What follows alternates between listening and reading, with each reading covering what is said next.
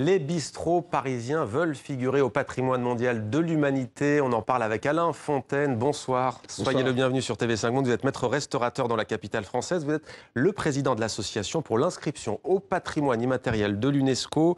Donc des bistrots, des terrasses de Paris et aussi de leur art de vivre. On va en parler. Alors vous avez déposé votre demande officiellement aujourd'hui auprès du ministère de la Culture. C'est comme ça que ça marche. Il faut d'abord déposer un dossier au ministère français de la Culture qui devra ensuite être validé par l'UNESCO. Pourquoi est-ce que vous vous battez pour que ce soit inscrit au patrimoine ?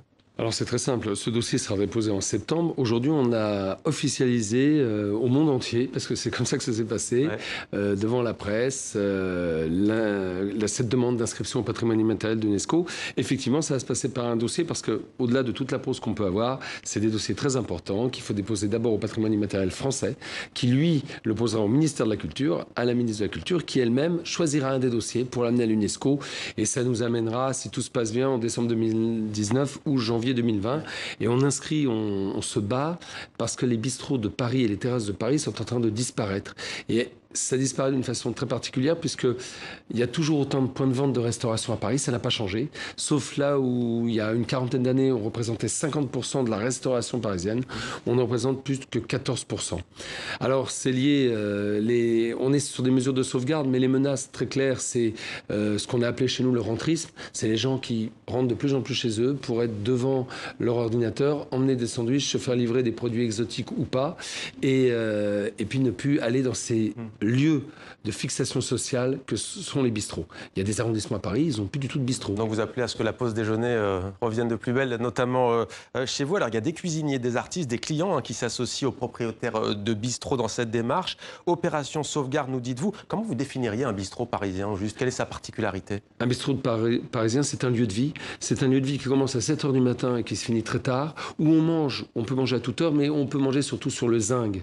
Et c'est surtout un modèle économique, c'est-à-dire que on ne paye pas cher dans un vrai bistrot. Il ne faut pas confondre les bistrots et les restaurants qui font de la bistronomie. Ouais. Et ça, évidemment, un restaurant qui fait de la bistronomie avec de très bons chefs, ça se paye aussi et c'est normal, ne le contestons pas. Mais un bistrot, on fait de la cuisine. C'est plus abordable. Et on fait de la cuisine de nos mères et de nos grands-mères, c'est la cuisine familiale. Et il y a une diététique de la pause déjeuner. C'est-à-dire que quand on va dans un bistrot, on mange tous les jours des choses différentes. Ouais. Ce qui fait qu'il y a une diététique des bistrots. Vous avez dit tout à l'heure, l'art de vivre aussi, c'est important. Qui fréquente les bistrots? Juste, on y rencontre en fait tout un chacun, tout le panel de la société française? C'est un brassage culturel, un brassage culturel populaire. Ce qui veut dire que comme on a des prix, on a un modèle économique, ça veut dire que vous avez des ouvriers, des employés, des cadres et des directeurs généraux qui se partagent un café à 1,20 €, un verre de vin à 4 €. C'est un effaceur ethnique, c'est un effaceur confessionnal, c'est un effaceur social. C'est un vrai... ça correspond un peu, si vous voulez, au fronton de nos écoles et de nos administrations. C'est un endroit de liberté où on peut parler avec son voisin. C'est un endroit très égalitaire dans la mesure où on peut, devant un café, parler avec le directeur général, avec n'importe qui ou avec l'ouvrier à côté. Et puis c'est un endroit de solidarité et de fraternité parce que c'est là où on a l'habitude de dire que nos plus belles histoires d'amour et d'amitié ont souvent commencé dans des bistrots ou sur des terrasses. Et c'est notamment le cinéma qui a immortalisé certaines de ces séquences. Alors le prix de l'immobilier à Paris, on le sait, qui est très très élevé, le prix de la pierre, est-ce qu'il a un impact négatif sur votre secteur? Il a un impact négatif parce que les bistrots sont tenus par des familles. Ce n'est pas des fonds de pension, ce n'est pas comme des chaînes de restauration. Ouais.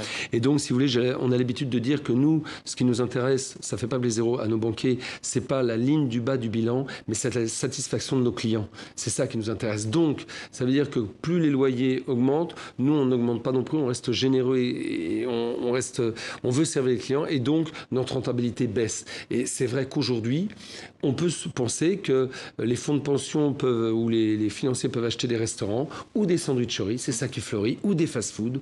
Et c'est pour ça que nous, on descend parce qu'on a du mal à transmettre. On a du mal à transmettre aussi parce qu'on passe des heures dans nos bistrots. Ouais, justement, c'est difficile. On sait que les Auvergnats tiennent beaucoup de bistrots. Est-ce que l'héritage se transmet ou est-ce que ça se perd?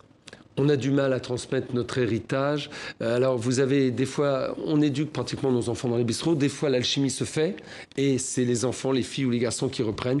Et puis des fois, nos enfants partent vers d'autres horizons. Et donc, c'est nos employés des fois qui reprennent. Mais là aussi, on a du mal. Et c'est pour ça qu'on inscrit aussi au patrimoine immatériel de l'UNESCO. C'est pour que les patrons de bistrot et les employés de bistrot soient très fiers d'être inscrits au patrimoine immatériel de l'UNESCO. Alors, vous avez obtenu le soutien, on l'a pris il y a quelques minutes, de la maire de Paris, Anne Hidalgo. Est-ce que vous avez le soutien d'Emmanuel Macron, le président français? Alors, l'Élysée, nous les avons rencontrés. Nous avons croisé lors d'une cérémonie pour les commerces de proximité Emmanuel Macron, et on a rencontré un conseiller spécial, une conseillère spéciale qui nous a gardé pendant plus d'une heure. Donc ça veut dire qu'on a une histoire et des choses à dire, et donc ils nous voient d'un œil bienveillant.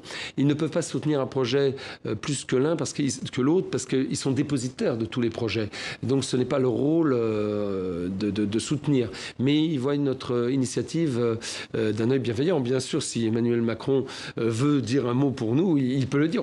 Voilà donc en tout cas pour cette initiative. Bonne chance à vous en tout cas merci pour au patrimoine immatériel de l'humanité.